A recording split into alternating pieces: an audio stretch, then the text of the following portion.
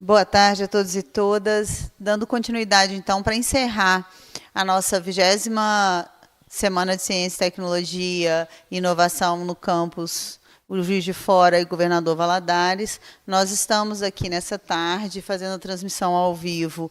Eu, professora Priscila de Faria, pró-reitora de Pós-Graduação e Pesquisa, e o professor Leonardo Golia, coordenador de Pós-Graduação e Pesquisa, junto com o professor Rafael Cardoso Sampaio, que vai falar um pouquinho para nós sobre inteligência artificial e os usos dela. O professor Rafael Cardoso, ele é professor do Departamento de Ciência Política da Universidade Federal do Paraná, professor permanente do Programa de Pós-Graduação em Ciência Política e do Programa de Pós-Graduação em Comunicação Social. Também é pesquisador do Instituto Nacional de Ciência e Tecnologia em Democracia Digital, coordenador do Grupo de Pesquisa Comunicação, Política e Democracia Digital. Ele já atuou como consultor do Banco Mundial, da Bertelsmann Foundation, Adam Smith International e já foi assessor de pesquisas do Comitê Gestor de Internet. Lab Hacker da Câmara dos Deputados, W3C Brasil e Centro de Estudos sobre Tecnologias Web e Transparência Internacional, tem grande experiência nas áreas de comunicação, política e democracia digital, com ênfase em campanhas digitais e participação, deliberação e conversações online, governo aberto, orçamentos participativos digitais e inteligência artificial. Hoje, em especial, o professor Rafael Cardoso vai conversar com a gente sobre inteligência artificial na palestra intitulada ChatGPT, LLMS, Inteligência Artificial na Pesquisa Científica, Usos, Consequências e Paradoxos. Professor Rafael, é com muita alegria que nós estamos aqui dividindo esse espaço, mesmo que remoto, com o professor, e nós agradecemos muito pela sua participação. Por favor, fique à vontade. Não, obrigado, muitíssimo obrigado pelo convite. Eu me sinto extremamente honrado, inclusive acho que a parte mais importante do meu currículo não entrou. Na verdade, eu sou formado em jornalismo pela UFJF, então eu gosto muito da UFJF, gosto muito de Juiz de Fora, foi um bom momento ali da minha vida e muito feliz de agora poder retornar para tentar compartilhar um pouco aqui com vocês, né? Então, eu vou fazer aqui a minha apresentação. Só me digam se vai mudar a imagem para ver se está funcionando 100%.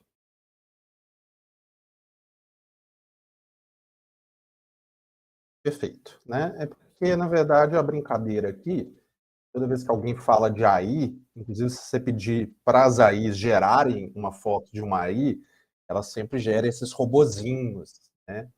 E é uma coisa que a gente está tentando não naturalizar, né? Acho que é uma coisa importante.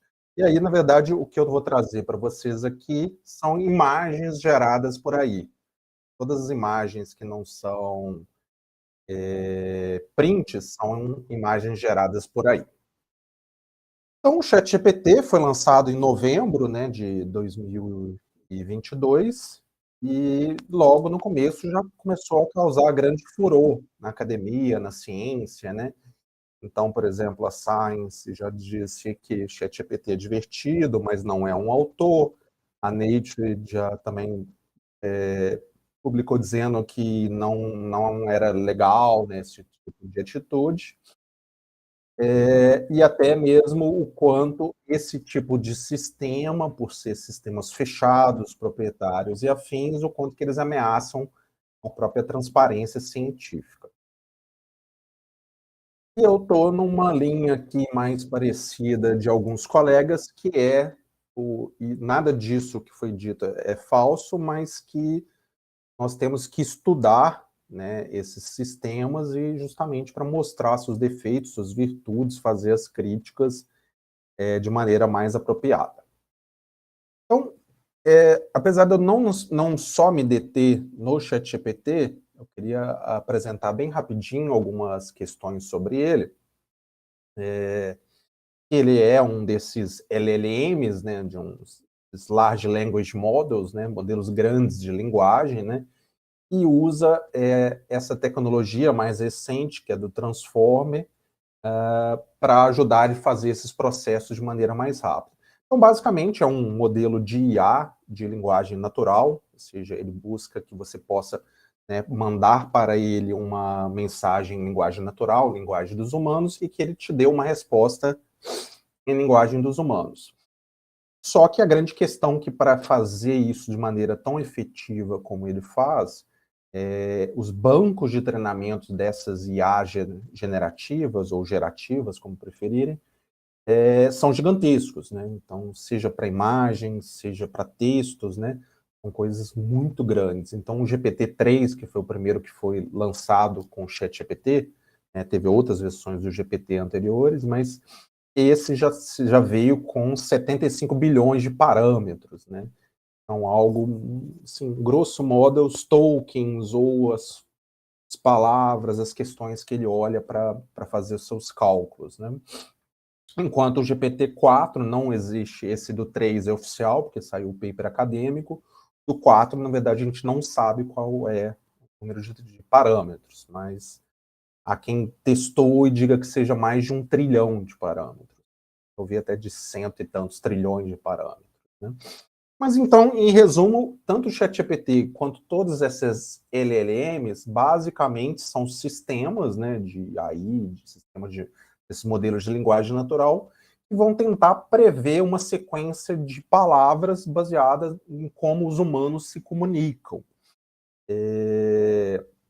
E aí tem todas essas, né, tecnologias, que não é muito a minha seara, das redes neurais profundas, enfim, as coisas mais de IA, mas a grosso modo, para a questão que eu quero trazer para vocês, basicamente, então, ele é basicamente uma grande máquina de probabilidade que vai tentar prever qual seria o texto mais factível de ser escrito por um humano para aquela demanda, né, para aquele prompt que você vai dar para ele. Então, isso, por exemplo, ajuda a explicar bastante por que muitas vezes as respostas do ChatGPT e tecnologias similares são incompletas, são rasas ou mesmo falsas. Então, porque na prática, se ele não tiver uma boa base de treinamento sobre aquilo ali, né, sobre aquele temática ou aquele conceito, né, pensando mais academicamente, ele vai te dar a resposta que ele acha mais provável com base no que ele foi treinado. Então, por exemplo, uma coisa que ficou notória é que o ChatGPT não era muito bom em cálculos, porque não há uma base de treinamentos online disponível robusta para cálculos, somente para cálculos avançados. Então, isso, grosso modo, explica um pouco desse processo que geralmente se chama de alucinação dessas máquinas. Né? Então, só rapidinho, né, o prompt é justamente esse input que você vai fazer para esse tipo de LLM. Até se surgiu toda uma coisa, né? Vai ter engenharia de prompt, profissão do futuro.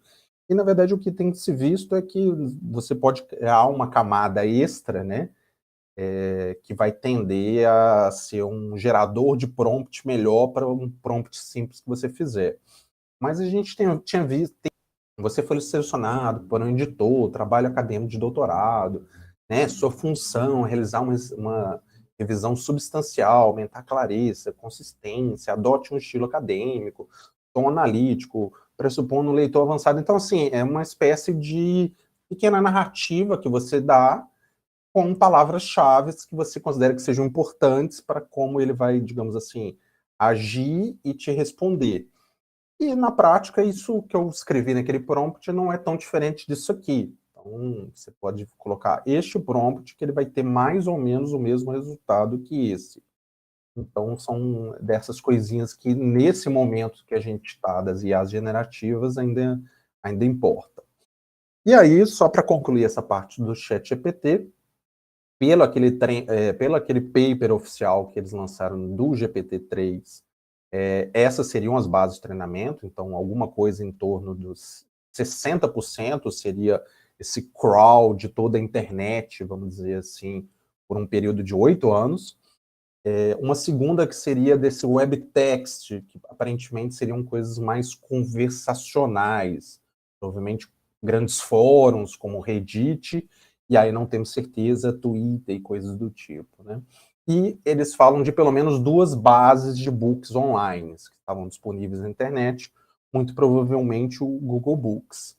E o interessante é que supostamente foi toda a Wikipedia, né, que é um troço gigantesco, e só para a gente ter uma noção da dimensão desse banco, a Wikipedia representou 3% só do treinamento desse modelo. Então aqui eu peguei isso, eu fiz um breve, vou nem chamar de estudo, mas simplesmente dei uma olhada num desses indexadores. Esse aqui é o Dimensions, que é mais simples e pega todo tipo de material, não só Web of Science, Scopus, PubMed, ele pega um pouquinho de tudo, e só joguei lá ChatGPT, Academic, Research, Scientific e afins. E aí, só para a gente ter uma noção da dimensão, né, do impacto que o ChatGPT gerou, nós já temos 2.368 publicações, inclui pré-print, inclui capítulo, né, mas ainda assim, pensando que tem menos de um ano, é um negócio muito grande, né? E aí eu rodei rapidinho as redes de essa questão de cocitações para ter uma noção de quais são as fontes mais relevantes até agora. E aí a gente vê a importância muito grande da Nature, né? Um pouco menor da Science. O Curious, que é um jornal médico de publicação rápida, né?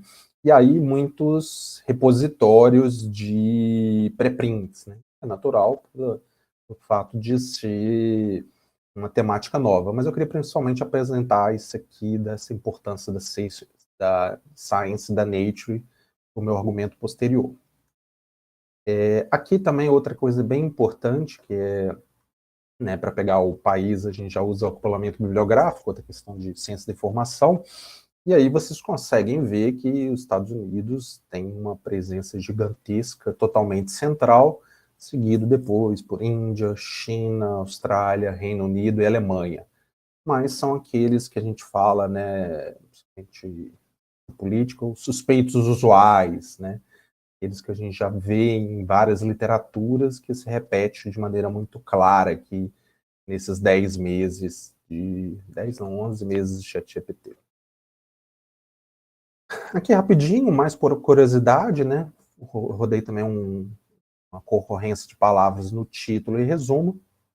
E aí, por enquanto, temos 2 grandes clusters, um mais técnico, das questões mais técnicas do modelo, de processamento de linguagem natural, coisas do tipo, e esse aqui, no qual eu me incluo, que são os acadêmicos discutindo as questões mais substanciais de educação e de pesquisa, né? E, por exemplo, plágio, integridade acadêmica, aprendizado, ensino, né? Então, é sobre isso aqui que eu quero tratar com vocês. Então, isso tudo praticamente foi só uma introdução. Eu quero mostrar mudanças que eu creio que vão acontecer na atividade científica nos próximos anos e apresentar algumas consequências, reflexões iniciais desses usos. Então, eu separei em, salvo engano, 6 tópicos para o que vai mudar e depois mais 5 ou 6 das consequências. Então, na minha opinião, de alguns colegas, né, a gente já está com um artigo em pré-print também, para isso, depois eu passo ali a referência, se alguém tiver interesse, mas a gente está acreditando que a própria busca e seleção dos artigos vai mudar, que o próprio paradigma, assim, eu até coloquei aqui da pesquisa científica, mas eu digo que até da própria pesquisa vai mudar, né? Então, a partir do momento que o Bing colocou um ChatGPT dentro dele, você, na verdade, vai ter uma mudança que digamos assim, a gente sai daquele modelo Google para esse modelo ChatGPT. Ou seja, a gente fazia uma pergunta para o Google e ele dava para a gente um conjunto de links de respostas. Ele já até estava testando dar uma respostazinha que ele pegava do resultado mais bem avaliado. Agora a gente vai ter essa máquina, que ela avalia o banco de dados delas e essa busca rápida, e gera uma resposta para você, e depois gera os links, caso você queira. Nós cremos que isso vai impactar de maneira forte também a própria busca acadêmica, até porque várias dessas ferramentas estão se acoplando a APIs acadêmicas. Então, um bom exemplo disso é o Perplexity. Ele roda um sistema tipo ChatGPT de fundo e vai buscar em determinadas bases. Aqui, por exemplo, eu pedi para ele buscar só em bases acadêmicas, aí ele me mostra aqui 6 artigos que respondem isso aqui, e também uma resposta, e da onde saiu essa resposta. Da mesma maneira, o SciSpace, que aí esse sim é uma plataforma 100% dedicada à academia, né? Aí eu perguntei como a inteligência artificial pode ser usada para ajudar a democracia. Ele te dá uma resposta, né? Reparem que sempre tem uma resposta, ele está dizendo que é dos top 5 papers, e aqui apresenta quais são esses papers, inclusive dando insights que supostamente te ajudariam, mas tem várias colunas aqui que fazem resumos de trechos do texto, todas elas geradas por algum desses modelos de linguagem. Da mesma maneira, o Elicit, também outra plataforma acadêmica, mesmo padrão aqui, né? Por exemplo, efeitos da creatina na cognição. Ele te dá uma resposta na forma de um texto e te apresenta aqui o título do paper, né? E um resuminho, um resumo do resumo, né? Vamos dizer assim, sobre por que aquilo ali te ajudaria a responder a sua pergunta. Da mesma maneira, talvez os colegas mais da área médica talvez conheçam esse também, né, que é o Consensus. Ele não só faz isso, né, de responder a sua pergunta, quanto se você ainda tiver usado uma pergunta que possa ter resposta sim, não, e ele tem uma base suficiente, ele te responde. Reparem que a base é até pequena, né, 13 artigos, mas ele diz, não, creatina, em 69% desses artigos foi considerado como boa para criar músculos, né? 31% provavelmente, e nenhum disse que, né, que o resultado indica que não tenha nenhuma correlação, né? Então, né, creatina é bom para ficar bombadão. Então, o que a gente está dizendo, né? Esse seria um primeiro tipo de leitura, né? De leitura não, de encontrar artigos, né? De busca de artigos, né, que muda um pouco, né, já vai para essa lógica semântica de você fazer perguntas, ter respostas diretas, e também tem um segundo tipo que também já está circulando, que são essas que usam a IA para ajudar a montar ajudar a montar mapas. Então, aqui, por exemplo, eu coloquei algo que eu pesquiso, que é democracia, esfera pública, e aqui, por exemplo, tem todo um cluster de Habermas e outros autores famosos nessa aqui. Chama-se Research Rabbit, também um acadêmico, o Litmaps também, 100% acadêmico, e aí você, nesse caso aqui, provê um conjunto de artigos que te interessa, e aí o que a máquina faz de interessante é te mostrar isso, quais são os trabalhos similares, quais são trabalhos anteriores, ou seja, provavelmente, né, esses seus trabalhos estão citando, e uma das coisas mais interessantes, quais são os trabalhos posteriores, né? E tanto aqui no Litmaps quanto aqui no Research Rabbit, essas bolinhas aqui, você pode clicar nelas e abrir novas janelinhas dessa, por exemplo, trazer uma referência aqui para dentro. Então, é um jeito, digamos assim, de achar literatura, especialmente em determinados tópicos. O outro que faz isso é o Insightful, mas eu acho que as redes dele já não são tão interessantes, mas ele faz isso aqui também. Você provém um artigo ou vários artigos para ele, e aí ele vai te mostrar quais que são, de acordo lá com o sistema deles, os papers que ele considera similares, papers que ele considerou mais importantes, inclusive livros, e papers de revisão, né, de revisão de literatura naquela temática. Não, então é isso. Então, reparem que também é uma outra maneira de fazer uma revisão de literatura, de achar literatura. E esse aqui, então, desses são vários de mapa, então eu coloquei ali, mas também tem esse que é o site, e ele não só tem um sistema para buscar a literatura dentro dele, mas ele também faz uma, digamos assim, uma valência da citação. Então, vamos pegar esse exemplo aqui, ele achou 260, esse foi, 260 referências, 260 citações, ele considerou que 20 são apoiando, 199 são só mencionando, né, só aquela citação protocolar, e 3 são contrastando, seriam negativos, seriam contestando os resultados. Uma parte dos meus testes não indicou coisas assim muito interessantes, porque a máquina tem dificuldade de classificar, mas aqui só para mostrar que isso talvez também guie como nossos alunos vão achar a literatura no futuro ou não. Então, ponto 1 era a busca da literatura, ponto 2 é a leitura. Então, como esses LLMs, eles basicamente são modelos para, digamos assim, para dialogar com linguagem humana, eles são basicamente também muito bons para dialogar com coisas escritas por humanos.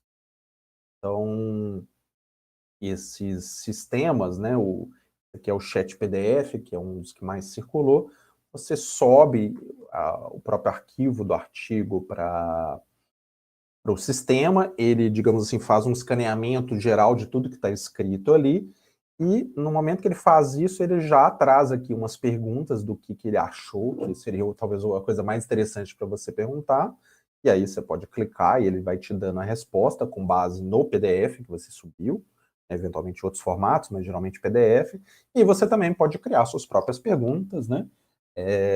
Eventualmente, dependendo do sistema, aqui, ó. Isso, não, esse também é do SciSpace. Ah, sim, esse também já permite. Do SciSpace, você, mesma coisa, você coloca lá um PDF ou um conjunto de PDFs. Então, aqui, por exemplo, essa é a minha área de pesquisa, comunicação e política, né? Quais são os principais problemas da área? Aí ele vai te dar uma resposta com base em pelo menos 5 papers. Então, aqui, que, por exemplo, nessa base tinha mais de que 5 papers, mas, né, por alguma razão, ele pega, ó, de acordo com esses 5 aqui, esta é a resposta. E aqui até apresentaria a resposta ao que você perguntou. O artigo não aborda diretamente os principais problemas na área de pesquisa, comunicação e política. O artigo não menciona explicitamente. Então, repare que aqui, nesse momento, até a questão do prompt importa muito, né? Se eu tivesse feito um outro tipo de prompt, talvez essas respostas seriam melhores, mas essa resposta aqui é interessantemente boa, ela não está muito errada, não. E um outro que também que circulou, que é a mesma coisa, MyReader, para ler diferentes arquivos, né? Aí nesse aqui também é interessante que ele já circula para você qual que é o trecho, qual que é o trecho em que está aquilo ali que você, digamos assim, que é o trecho que ele usou para responder o que você perguntou. Aqui eu fiz uma pergunta sobre dificuldade de regular a inteligência artificial, e aí ele foi aqui em 2 textos para me dar a resposta.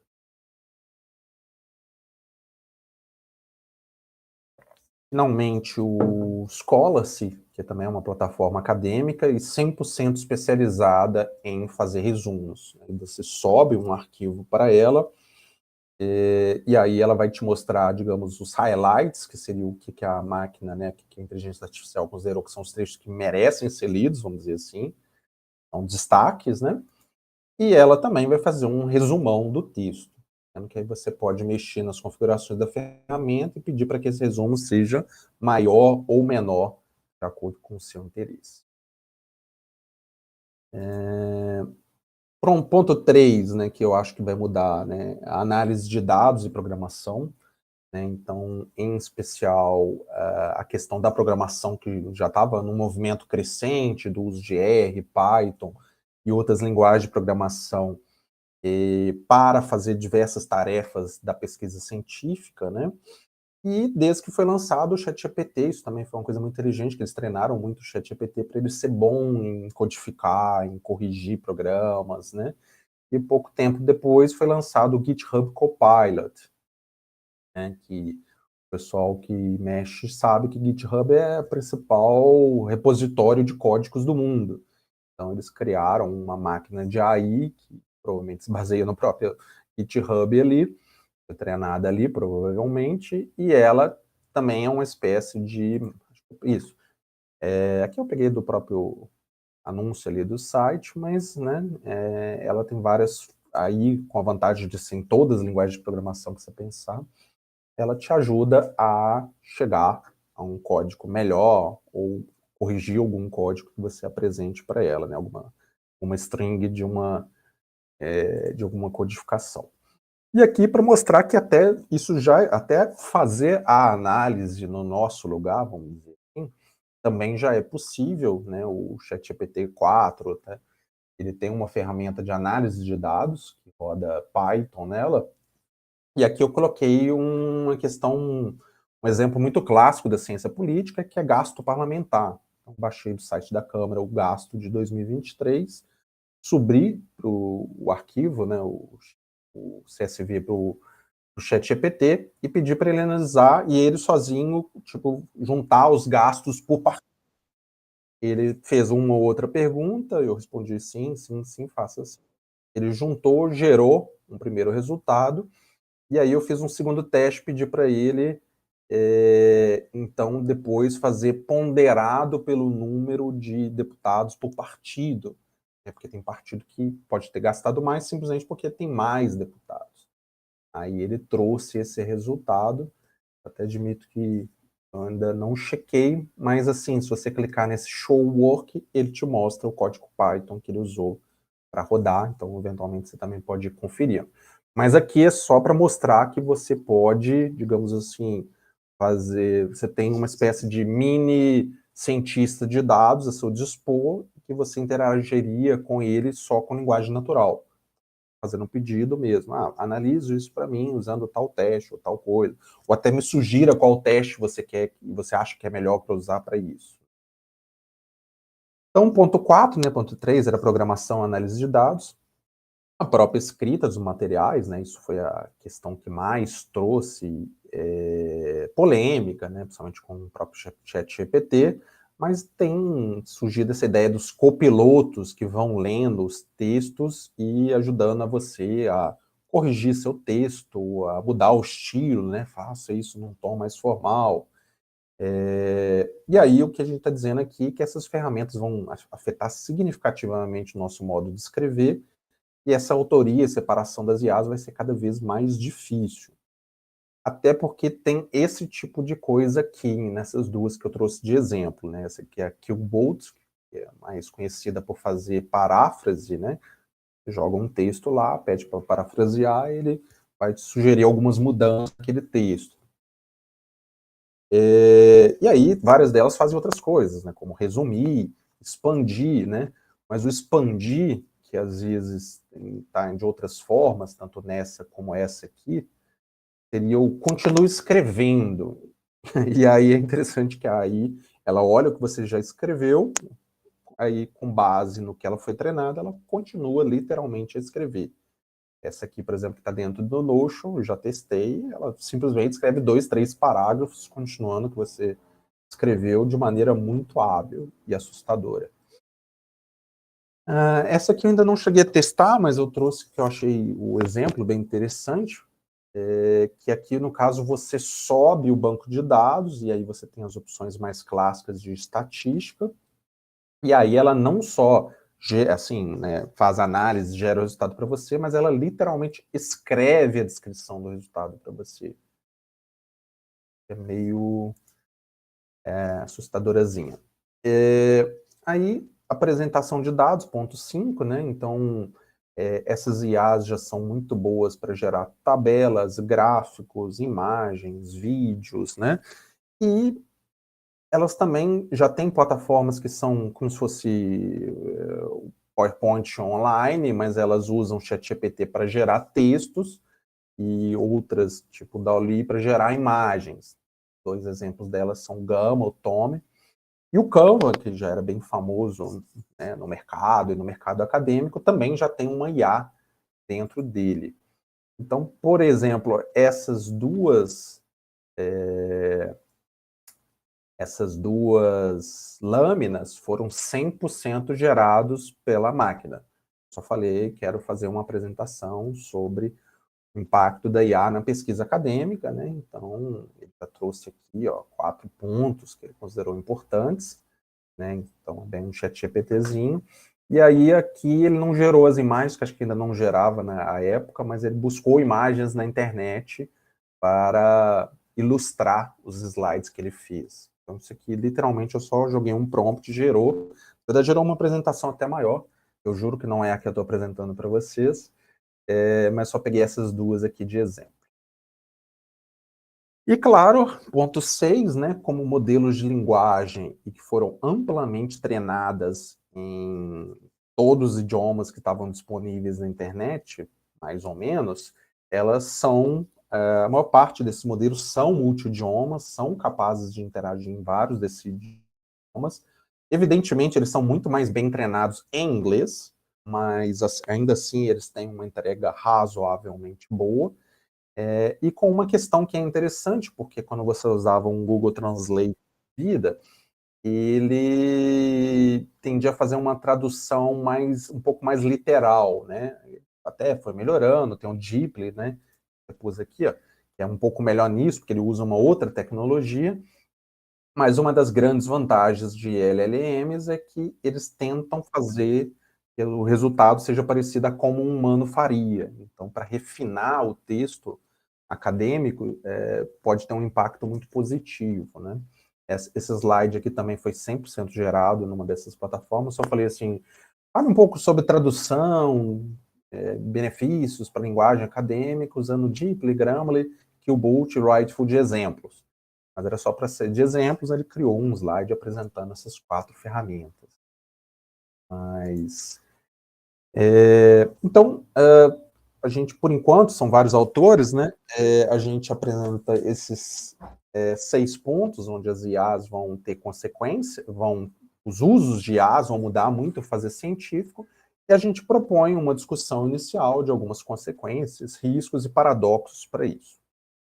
Então, vamos lá. Claro, a principal e primeira na grande discussão que o ChatGPT trouxe é essa questão da autoria, plágios e fontes, né? Então, inicialmente tinha muito essa questão da fonte, da onde tirou, aí já está surgindo, né, desde que o Bing também fez isso, de ter um acoplamento melhor com as fontes que foram usadas. Apesar de que a gente ainda não tem 100% certeza, igual eu falei ali, ele pega 5, 6 artigos e cria um texto em cima disso, e aponta onde estaria isso, mas a gente testando já viu que tem alguma coisa ali que acontece no meio para ele gerar esse resumo, que não é bem clara, né? Não é transparente. Então, as questões atuais têm as questões éticas e pragmáticas, né? Se um texto escrito por um humano e só revisado pela inteligência artificial, ele deixa de ser humano? Eu acho que ninguém vai responder que sim, né? Não, é só um corretor, né? Igual o Word, né? Mas se você cria boa parte do texto e já pede para ela complementar, igual eu mostrei ali que é possível, aí sim já cruza o limite ético. Eu creio que a maior parte das pessoas vão dizer que sim hoje, mas não sei daqui a um tempo, né?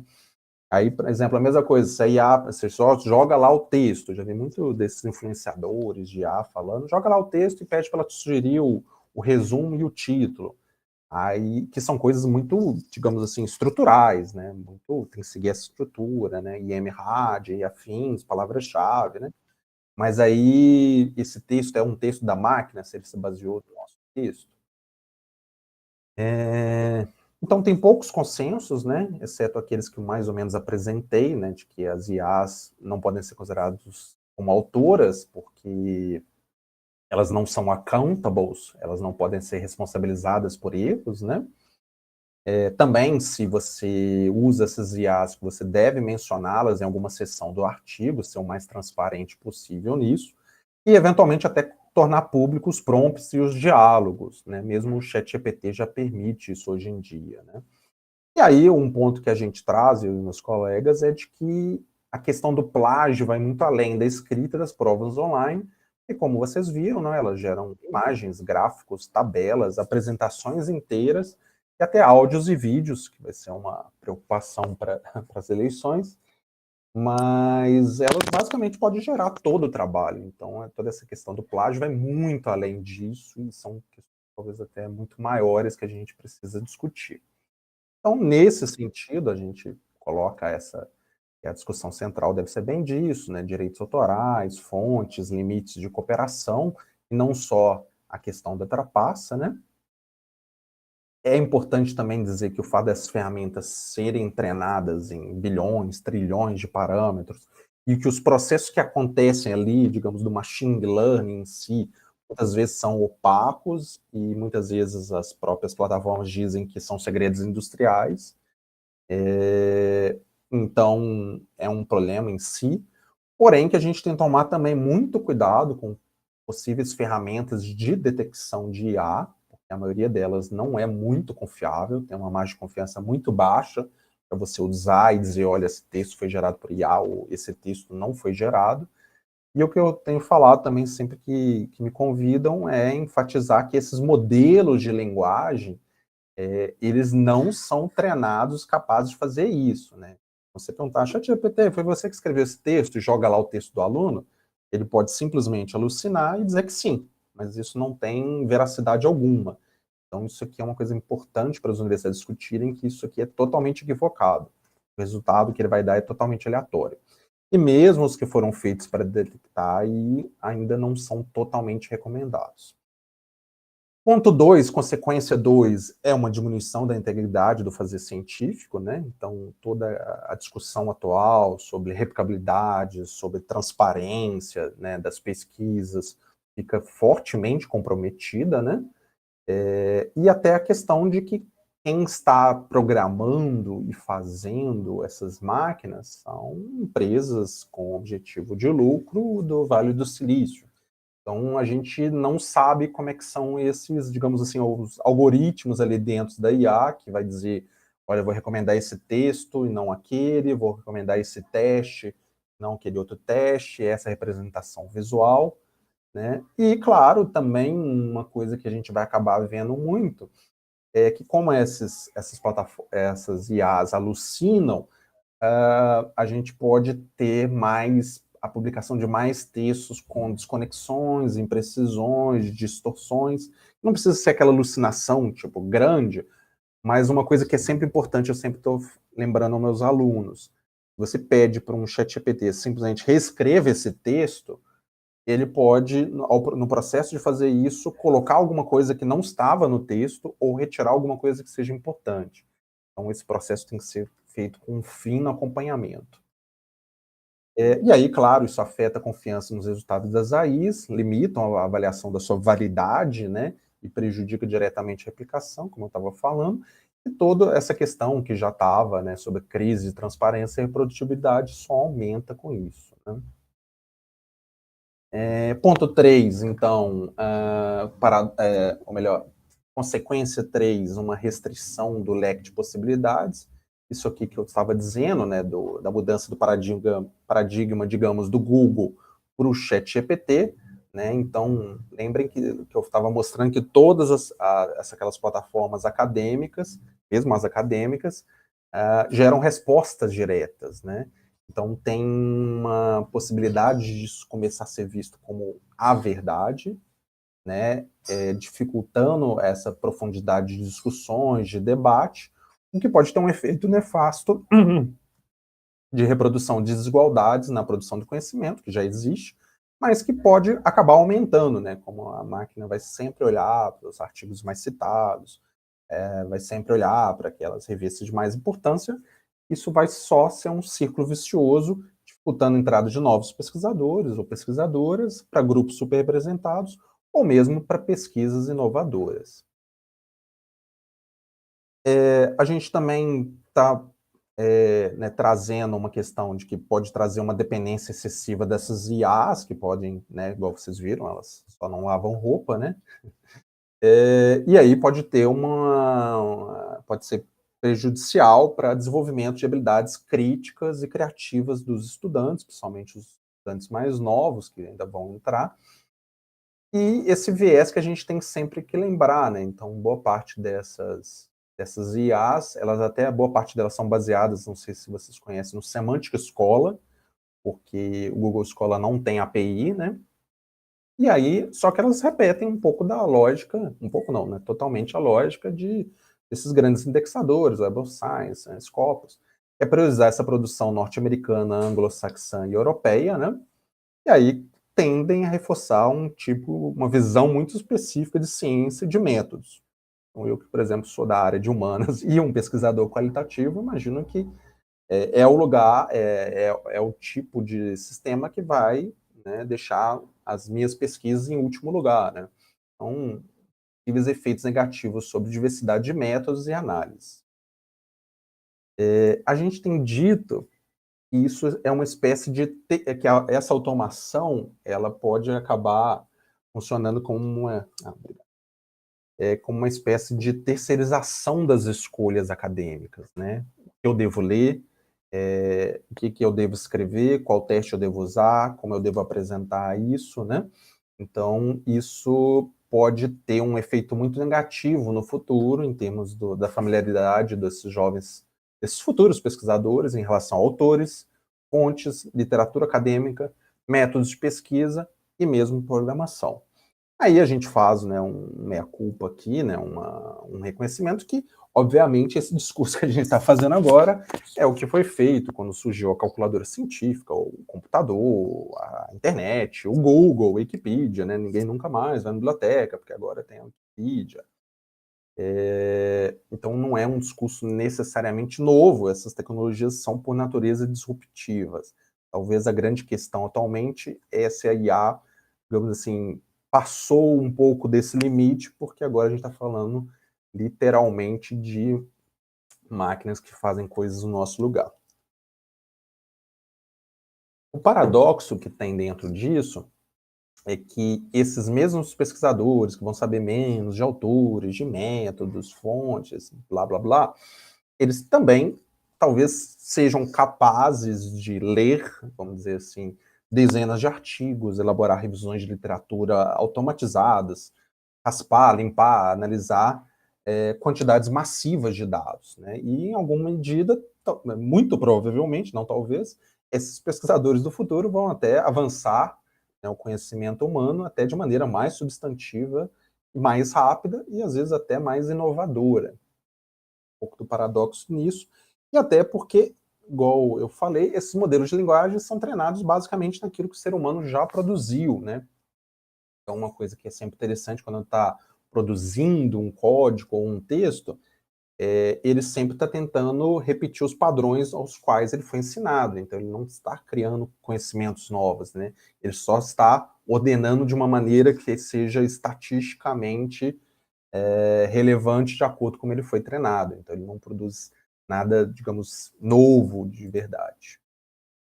Outras questões que a gente traz, né, é que boa parte dessas ferramentas que eu apresentei e outras, ou ela é paga ou ela cobra por opções avançadas, né? Então, eu mostrei aquele recurso, por exemplo, do GPT-4, é só pagando, né?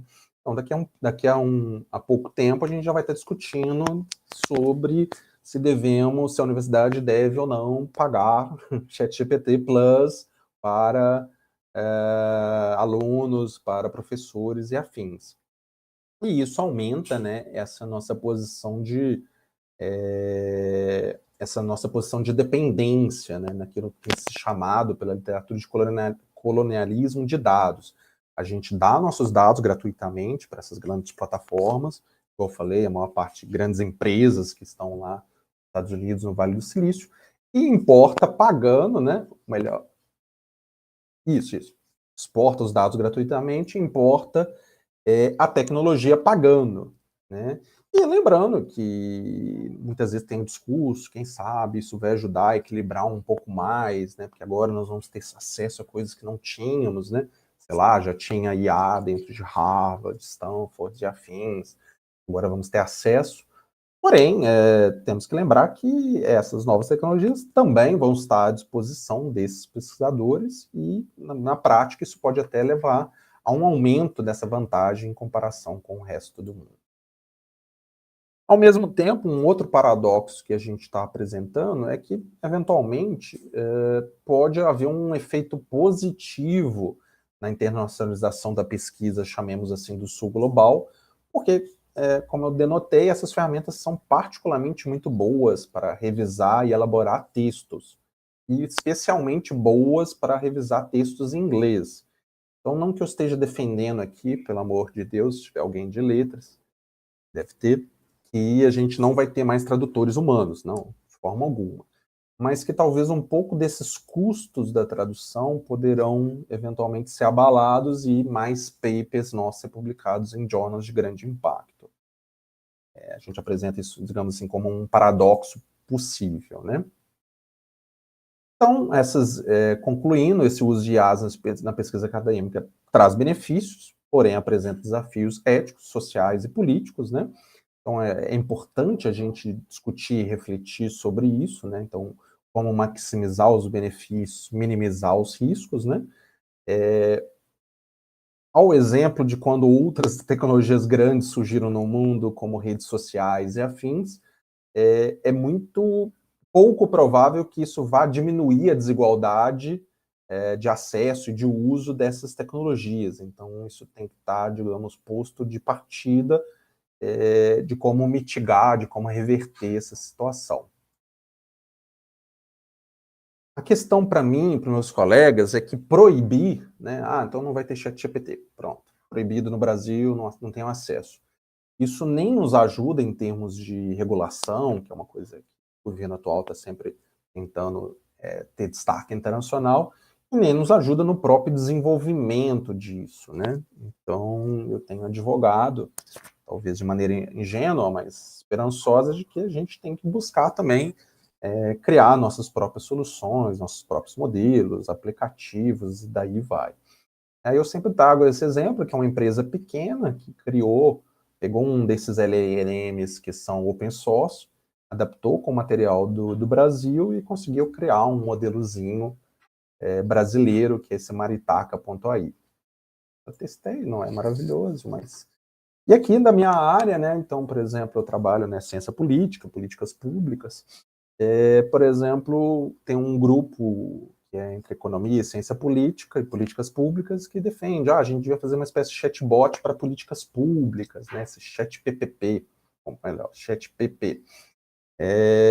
E aí, justamente para ajudar, usar a IA para ajudar a participação cidadã em decisões, qualificar gestores, sei lá, até mesmo achar informação dentro de um site e os procedimentos que você precisa, até como prestação de serviços, né?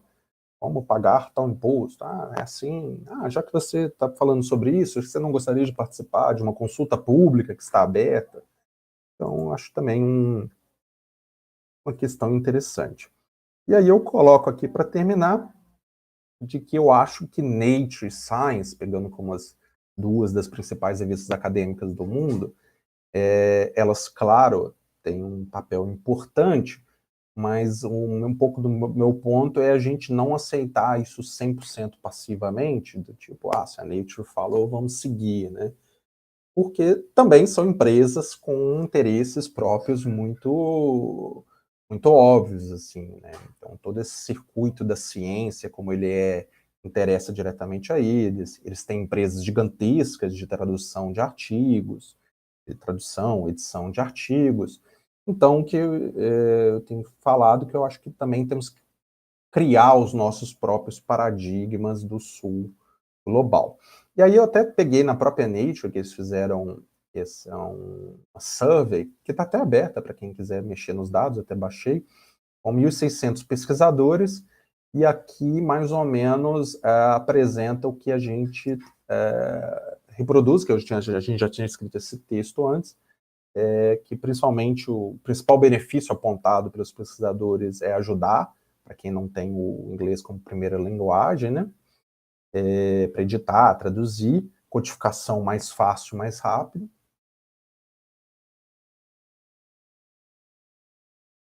E é isso. Eu saí aqui da apresentação, não sei se caiu.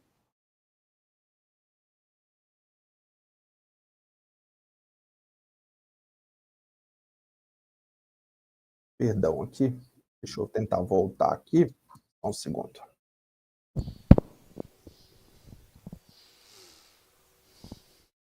eu entendi o que aconteceu, que eu ouvi um barulho, mas era, na verdade, É rapidinho, é só para mostrar ali as referências Sim. finais.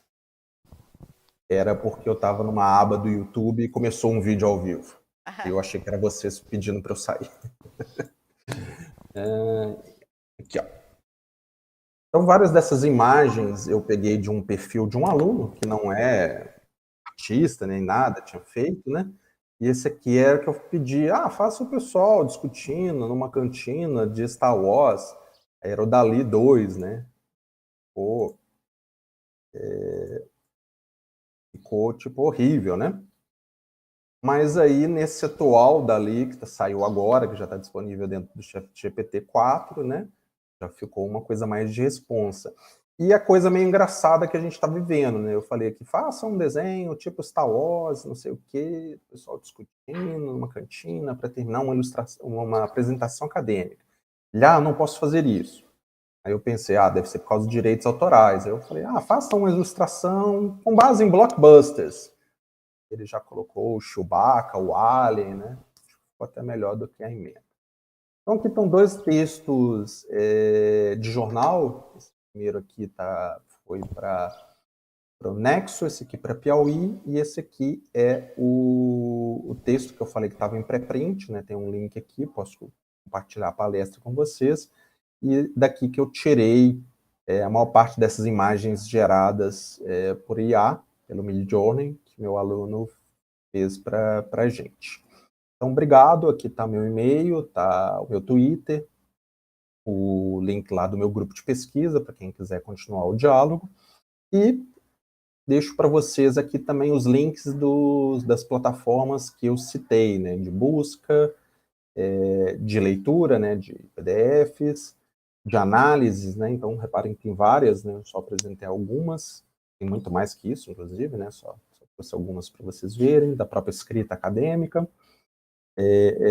de apresentação acadêmica, né, eu usei aquela hora o Gama, mas muita gente também gosta desse Tome, onde achar essas AIs, né, então tem vários agregadores de AIs para fazer várias coisas, né, então um ecossistema gigantesco, repositório de prompts, e até os próprios modelos, né, que a gente fala muito do ChatGPT, né, mas tem o Bard, tem o Claude, que pouca gente conhece, mas está recebendo um grande aporte da Amazon, né, o Maritaka que eu mencionei, o Pi que é pouco falado, e o Llama que é um modelo open source. É isso, gente, obrigado. Desculpa se eu demorei muito aí.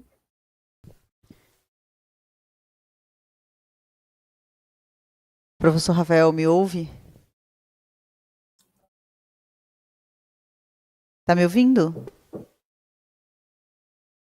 Tô sim, professora, pode falar.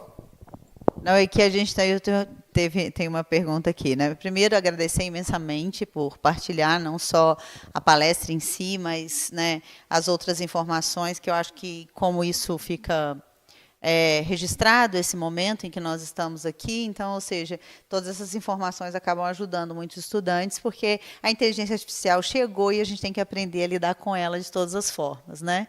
E aí, dentro desse quesito, chegou uma pergunta para nós aqui, que é: uma publicação recente na Nature traz a opinião de um pesquisador que usou uma LLM para gerar os documentos mortos de uma solicitação de financiamento para um projeto. Declarações, risco do projeto, capacidade da equipe, resumo para a sociedade.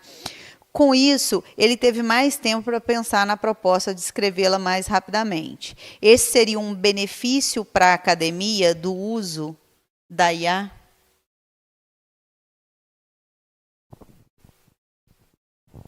Então, o que mais eu tenho visto, igual eu falei, as regras ainda não estão claras. Tem certas sociedades científicas, principalmente em áreas mais hards, que já têm definido isso muito claro no que pode e não pode usar. Como esses LLMs basicamente são modelos de cálculo, quando você quer fazer textos mais estruturados, ao exemplo de uma submissão de financiamento, o pessoal tem usado mais diretamente para esse tipo de tarefa. Até também já vi gente falando de usos para a própria revisão para os pares. Mas eu ainda creio que seja um momento, digamos assim, ainda muito inicial para dizer, olha, pode usar, não dá problema nenhum. Até por causa daqueles equívocos que eu falei, né? Às vezes a pessoa joga lá no ChatGPT, foi você que criou esse texto? Ele fala que sim, né? Então, não sei se eu recomendaria. Para edição de texto, me parece que, por enquanto, é aceito. Né? Para a elaboração do texto, mesmo que alimente com um material seu, acho que ainda está acima do que nós consideramos aceitável agora. Daqui a 5 anos, eu não sei dizer.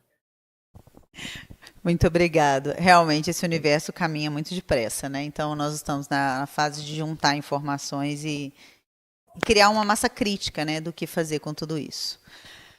Bom, professor Rafael, agradeço imensamente pela sua presença, a partilha nessa tarde aqui conosco. Foi uma alegria e essa casa se sente muito honrada e alegre de receber o nosso ex-aluno aqui para poder partilhar conosco. Muito, muito, muito obrigado. Obrigado a vocês novamente pelo convite e sigo à disposição. Vou compartilhar a palestra com os colegas que me convidaram e aí dá para disponibilizar ao público se houver interesse. Sim, sim. Na verdade, isso fica salvo no nosso canal do YouTube, aqui do CEMIC, da UFJF. Então, esse momento, ele fica disponível, né? Enquanto a internet existir, o nosso canal também, nós estaremos lá para poder partilhar. Não, é muito importante. Vocês estão de parabéns de promover essa discussão, porque é uma coisa que eu nem falei, mas bem rapidinho, o pessoal já deve estar querendo ir embora, é que é muito preocupante, né? De quase um ano depois, nós não temos nenhuma resolução normativa, CAPES, CNPq, MEC, né? Então, os professores, os pesquisadores, os alunos estão todos perdidos, né? Então, essa discussão é muito importante. Sim, ela é importante e necessária, mas eu acredito que também nós estamos todos juntando informações, né, criando massa crítica. Mas a gente vai caminhando juntos. Muito obrigada a todos e todas que estiveram conosco durante essa tarde, celebrando com a UFJF, Campus de Fora e Campus Governador Valadares, a nossa 20ª semana, a Semana Nacional de Ciência, Tecnologia e Inovação. E até as nossas próximas palestras, que serão em novembro, com, de fato, o nosso seminário de iniciação científica. Muito obrigado, bom fim de semana a todos e todas.